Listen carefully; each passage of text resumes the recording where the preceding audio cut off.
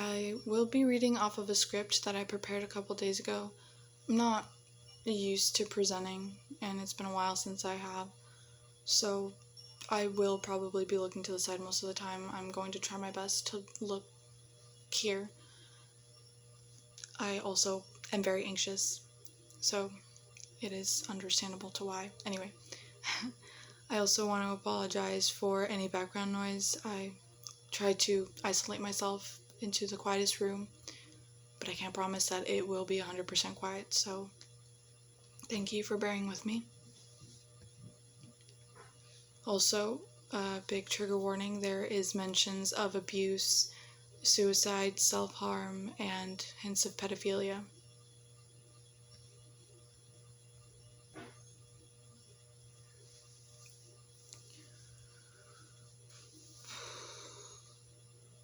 I would like to call out the company First Choice Tiling. It belongs to my biological dad, Hector Mendez. He has been told numerous times to go to anger management, the last time being 4 years ago by authorities. Unfortunately, he has yet to follow through. He verbally abused my brother and me during those years. I was in the worst state of mind then and thought of suicide constantly. Being around him made me miserable. He beat me after I tried to hide the fact that I was self-harming. He still had the guts to lie in my face and tell the judge I was belittling him in defense to why he hit me. As someone who has been belittled by him for years, if I had done that, things would have escalated. So I stayed quiet the entire time. Then he called my mom to yell at her and tell her indirectly that she was a horrible parent. I tried to speak up and explain to her, but my dad didn't want me to and slapped me so hard my glasses flew across the couch. He did all of this in front of my little brother. He did all of this in front of my stepmother, who had later told me she used to self-harm around my age too. He manipulated me into thinking it was out of love. He said all of his harmful words and actions that still haunt me to this day was out of love. I was forced not to speak of what happened for the next couple of days that I stayed with him. I was scared of him and truly believed he would do something bad if I didn't listen. Fortunately, I can say that I'm currently in a safe place where I have improved mentally. Earlier this week, I was going through my mom's messages to find one for myself when I noticed she had gotten a text. As any nosy teenager would, I wanted to know who it was from. It didn't cross my mind to read it until I saw that it was from someone who didn't follow her and vice versa. When I clicked on it, I immediately knew who it was. My dad's ex-fiancée, Jennifer, on July 11th, 2020. They were together for around 3 years. They started dating around 2015, and I'm assuming they ended things around 2018. They started dating when she was 20, going on 21, and he was 30, almost 31. In her first message, she apologizes for enabling his behavior when we dealt with the court issues. Similar to me, she thought his abusive ways were love. In the next message, she says, and I quote, "Today I find myself being tortured because I'm not sure if you're aware, but Hector married my little cousin. She was only 16 when Hector met her. When we broke up, things got ugly, so he retaliated against me with my own cousin. As you know, he loves revenge. I want you to know that if you ever need my support to testify against anything in court to keep the kids safe, let me know. I would like to at least do that for you and the kids. The kids deserve to be around good people, not twisted and perverted. Hector hasn't changed. He is still the same junkie and drug dealer. I don't think your kids should have to be raised by someone as unstable as he is. I couldn't see it before, but I see things clearly now." Before I continue, Dad, if you're watching this,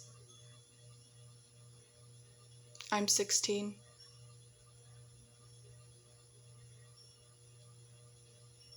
It's like if you were to go after one of my little friends, or if one of your friends was to go after me. I don't know if that'll do anything. I just want to put myself in there. since you say you love me so much.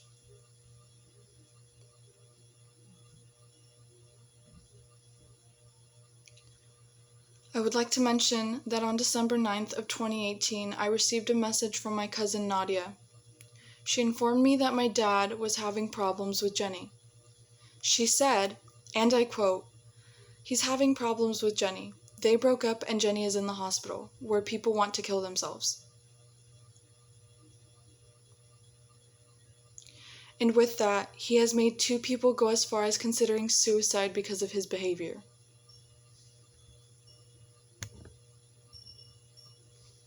Then in the next message, Jenny continues, and I quote, "Hector tried to harm you multiple times, and the only reason he stopped trying was because I begged him to leave it alone. He went as far as trying to hire someone just to follow you around, so he would know your daily routine. I knew he was planning something, and that's when I stepped in. I was so tired of the drama to the point where I was going insane too. I was always scared of him, but I had feelings for him too, so I was fucked up. I'm sorry." The rest of that message includes information for reaching out. This man needs help. I still sometimes fear for my life because of everything that happened. He is sick. I won't excuse his actions just because he's mentally ill or because he's my dad. What he did was wrong. This isn't the first time, nor the second, nor the third, and so on. That incidents like this or similar to this have been because of him. He needs to be held responsible for his actions because he has gotten away with too much for too long. Please do not support him. Please help me get him help. I will be providing some links in the description for mental health services in our area, Dad.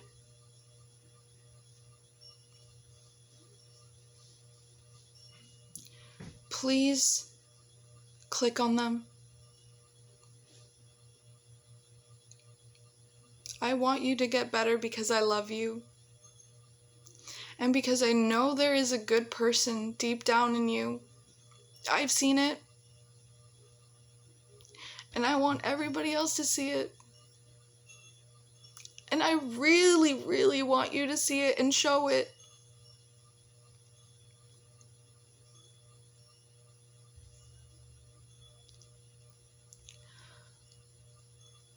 Now, I have thought this through, and just in case, because as much as I like to think that he's gonna listen and everything's gonna be okay, knowing the type of person he is and thinking rationally, he's probably gonna try to go after me or my family. I've made a GoFundMe, and I will be providing it in the description as well. So just in case he tries to sue me or my mom or anybody, there will be a link to the GoFundMe.